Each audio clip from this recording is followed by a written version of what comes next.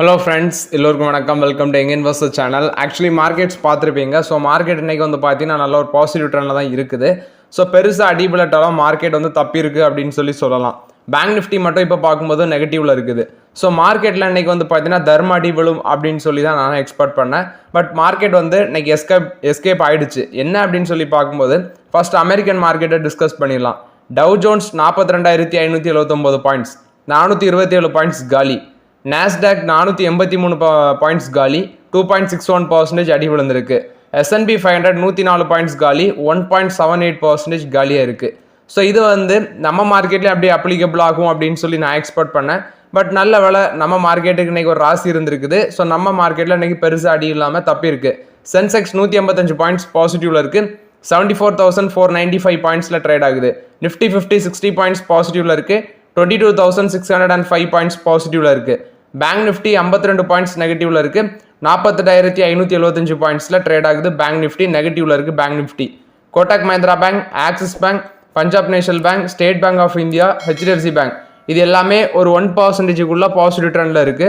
Federal Bank, Canara Bank, ICICI Bank, IDFC first Bank, Bank of Baroda, AU Small finance Bank இது எல்லாமே பார்த்தீங்கன்னா ஒரு 1 to 1.5% flat negative அந்த ட்ரெண்டில் இருக்குது. இண்டஸ்இண்ட் பேங்க் மட்டும் 3% மேலே நெகட்டிவ்ல இருக்கு. இண்டஸ்இண்ட் பேங்க் இன்னைக்கு 933 போச்சு, கடைசியில் 941 இருக்குது. ஸோ இண்டஸ்இண்ட் பேங்க் வந்து பார்த்தீங்கன்னா எகைன் ஒரு ஆப்போசிட்டி லெவலில் வந்து நமக்கு கொடுக்குறது போல தெரியுது. ஸோ எகைன் ஒரு ஆப்போசிட்டி இண்டஸ்இண்ட் பேங்க்ல அன்னைக்கு வந்திருக்கு. 933 ரூபா போனது, கடைசியில் 941 ரூபாவில் இருக்குது இண்டஸ்இண்ட் பேங்க். ஸ்லோவாக அந்த பேங்க்ல வந்து நான் வந்து ஆப்போசிட்டி யூஸ் பண்ணுவேங்கிறது என்னோட கருத்து. பட் அது மட்டும் இல்லாமல் பார்த்தீங்கன்னா நான் வந்து இந்த IDFC ஃபர்ஸ்ட் பேங்க் வந்து டிஸ்கஸ் பண்ணியிருந்தேன். ஸோ அது வந்து அப்பப்போ நான் வந்து பார்த்தீங்கன்னா அதை பற்றி பேசுவேன். நிறைய பேர் சொல்கிறீங்க why are you saying that IDFC first bank you are manipulating அப்படி இப்படின்லாம் ஒருத்தர் கமெண்ட்டில் போட்டிருந்தாரு. நான் வந்து எனக்கு பிடிச்ச ஸ்டாக் வந்து பார்த்தீங்கன்னா நான் எதை ஃபோக்கஸ் பண்ணுறேனோ அதை வந்து உங்கள்கிட்ட ஷேர் பண்ணுறேன். அது மட்டும் இல்லாமல் நியூஸஸ் தான் ஷேர் பண்ணுறேன். எதுவுமே நான் ரெக்கமெண்ட் பண்ணல, எதையுமே மேனிப்புலேட் பண்ணல. எல்லாமே நீங்கள் வந்து ஓன் ரிசர்ச் பண்ணிவிட்டு ஓன் அனாலிசிஸ் பண்ணிவிட்டு நீங்களும் வாங்குங்க. தயவுசெய்து நான் சொன்னேன்ட்டு நீங்கள் யாருமே வாங்காதீங்க. ஸோ ஏன்னா அவர் கமெண்ட்டில் சொல்லியிருந்தாரு நான் வந்து மேனிப்புலேட் பண்ணுறேன் அப்படி இப்படின்னு சொல்லி. அதனால தான் நான் அவங்கள்ட்ட அப்டேட் பண்ணுறேன். ஆக்சுவலி செபி சொல்லிட்டாங்க நீங்கள் வந்து லைவ் சார்ட்டில் எதுவுமே யூஸ் பண்ணக்கூடாது. அதனால தான் நான் லைவ் சார்ட்டை இப்போ போடுறதில்ல. நெக்ஸ்ட்டு பார்த்தீங்கன்னா ITCயோட டிவிடன் வந்தாச்சு, ரொம்பவே ஹாப்பியாக இருக்குது. ஸோ பல்க் டிவிடெண்டு எல்லாத்துக்குமே கிடச்சிருக்கும்னு நினைக்கிறேன். ITC இன்னைக்கு வந்து ஒரு ஃப்ளாட் நெகட்டிவில் இருக்குது. 405 ரூபா போச்சு, கடைசியில் 403 ரூபாவில் ட்ரேட் ஆகுது. என்னென்னா ITCயோட டிவிடன் ₹6.50. மோஸ்ட்லி இன்றைக்கி எல்லாத்துக்குமே டிவிடன் கிரெடிட் ஆகிருக்கும். எல்லாருமே பேங்க் அக்கௌண்ட்டை செக் பண்ணி பார்த்துக்கோங்க. எனக்கு கிரெடிட் ஆகிடுச்சு. ஏன்னா ரொம்ப நாளாக நீங்கள் கேட்டுருந்தீங்க ப்ரோ ITC டிவிடன் எப்போ வரும்னு சொல்லி.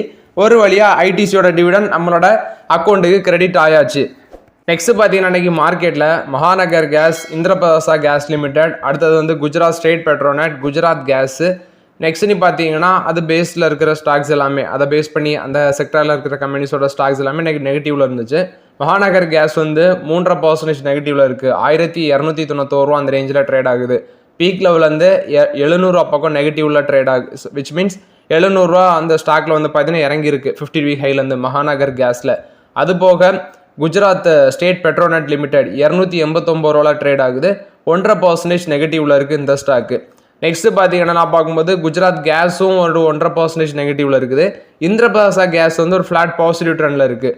இதுக்கெல்லாம் ரீசன் அப்படின்னு சொல்லி பார்க்கும்போது CNG வெஹிக்கிளோட சேல்ஸ் பார்த்தீங்கன்னா Februaryயில் ரெஜிஸ்ட்ரேஷன் அவங்க சொல்கிறாங்க, சேல்ஸான்னு தெரில, பட் ரெஜிஸ்ட்ரேஷன் CNG வெஹிக்கிள்ஸ் அது வந்து இயர் ஆன் இயர் பேசிஸில் கம்பேர் பண்ணும்போது 3% அதிகரிச்சிருக்கு. மந்த் ஆன் மந்த் பேசிஸில் 39% கீழே விழுந்திருக்கு.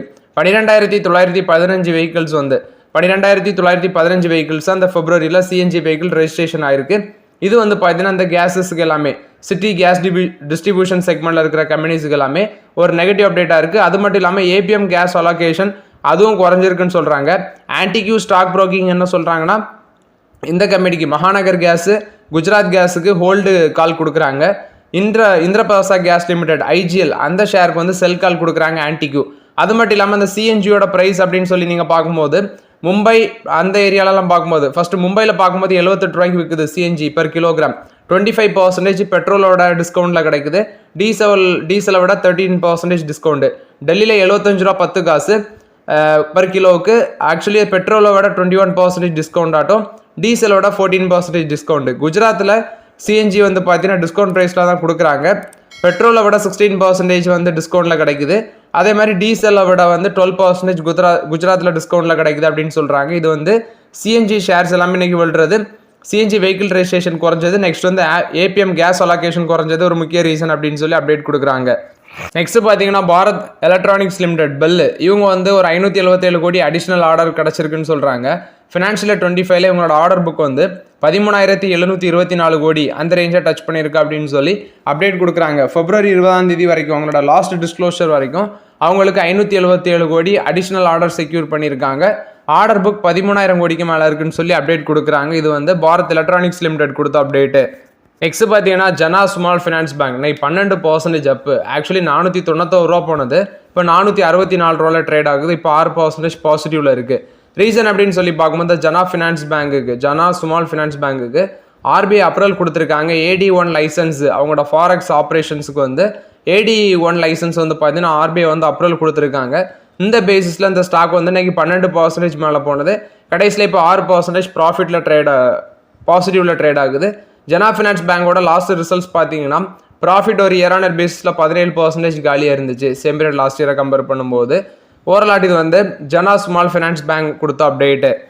நெக்ஸ்ட் பார்த்தீங்கன்னா IRCTC ஒரு அப்டேட் கொடுக்குறாங்க. ஸ்விக்கி சொமேட்டோ கூட இவங்க ஆல்ரெடி பார்ட்னர்ஷிப் வச்சிருக்காங்க. ஸோ இந்த மீல் புக்கிங்ஸுக்கு அந்த பார்ட்னர்ஷிப்பை வந்து பார்த்தீங்கன்னா நாங்கள் ஸ்ட்ரென்தன் பண்ண இருக்கிறோம் அப்படின்னு சொல்லி அப்டேட் கொடுக்குறாங்க IRCTC.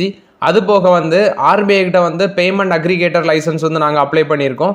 ஸோ அதுக்கான வெயிட்டிங் அப்ரூவல், அதாவது அப்ரூவல் கிடைக்கிறதுக்கு வேண்டி வந்து பார்த்தீங்கன்னா அவங்க வெயிட் பண்ணிட்டு இருக்கிறாங்க. ஓவராலாக இது வந்து IRCTC கொடுத்த அப்டேட்ஸு. நெக்ஸ்ட் பார்த்தீங்கன்னா லாரஸ் லெபார்டரிஸ் ஒரு அப்டேட் கொடுக்குறாங்க. ஒரு 833 கோடி வந்து இன்வெஸ்ட்மெண்ட் பண்ணுறாங்க. KRK ஃபார்மா பிரைவேட் லிமிடெட், இது வந்து பார்த்தீங்கன்னா ஜாயிண்ட் வெஞ்சரு. KRKDD நோவா மெஸ்டோ சொலோவேனியா இவங்களுக்குள்ள ஜாயிண்ட் வெஞ்சரு. அது மட்டும் இல்லாமல் KRKDD வந்து பார்த்தீங்கன்னா ஒரு 867 கோடி இன்வெஸ்ட்மெண்ட் பண்ண இருக்கிறாங்க. எதுக்குன்னு பார்க்கும்போது ஷேர் ஹோல்டிங் ஸ்ட்ரக்சர் அந்த ரெண்டு கம்பெனிஸுக்குள்ள 51:49 அந்த பேசிஸில் ஹோல்ட் பண்ணுறதுக்கு 867 கோடி இன்வெஸ்ட்மெண்ட் பண்ண இருக்கிறாங்க அப்படின்னு சொல்லி அப்டேட் கொடுக்குறாங்க. ஓவராலாட்டு லாரஸ் லெபார்டரிஸ் இந்த 833 கோடி இன்வெஸ்ட்மெண்ட் KRK ஃபார்மா பிரைவேட் லிமிடெட்ல இன்வெஸ்ட்மெண்ட் பண்ணுறதுக்கு லாரஸ் லெபார்டரிஸோட போர்டு வந்து பார்த்தீங்கன்னா இப்போ அப்ரூவல் கொடுத்துருக்காங்க அப்படின்னு சொல்லி அப்டேட் கொடுக்குறாங்க. நெக்ஸ்ட் பார்த்தீங்கன்னா யூரோப் வந்து டிஃபென்ஸுக்கு ஸ்பெண்டிங் அதிகரிக்கிறாங்க, டிஃபென்ஸ் பட்ஜெட்டுக்கு ஸ்பெண்டிங் அதிகரிக்கிறாங்க. இதனால வந்து 9 இந்தியன் கம்பெனிஸுக்கு பெனிஃபிட் அடைய சான்சஸ் இருக்குது அப்படின்னு சொல்லி சொல்கிறாங்க. இதில் யூரோப் வந்து பார்த்தீங்கன்னா டிஃபென்ஸ் பட்ஜெட்டுக்கு ஸ்பெண்டிங் பிளான் வந்து 800 பில்லியன் யூரோ அப்படின்னு சொல்லியிருக்கிறாங்க. இதனால வந்து பார்த்தீங்கன்னா நம்மளோட டிஃபென்ஸ் செக்டார், ஏன்னா நம்ம இந்தியன் கம்பெனிஸும் பார்த்தீங்கன்னா குளோபல் லெவலில் டிஃபென்ஸ் எக்ஸ்போர்ட் பண்ணிட்டு இருக்கிறோம். இதில் வந்து Hindustan aeronautics limited, Paras defence, Bharat dynamics limited, Bharat electronics இது எல்லாமே பெனிஃபிட் அடைய சான்சஸ் இருக்குது. பட் நிறைய பேர் மேபி நிறைய கம்பெனிஸ் வச்சிருக்கலாம். ஏன்னா பாரத் எலக்ட்ரானிக்ஸ் லிமிடெட் மட்டும் தான் இப்போதைக்கு இருக்குது. மீதி எல்லாமே வேல்யூஷன் அதிகம்.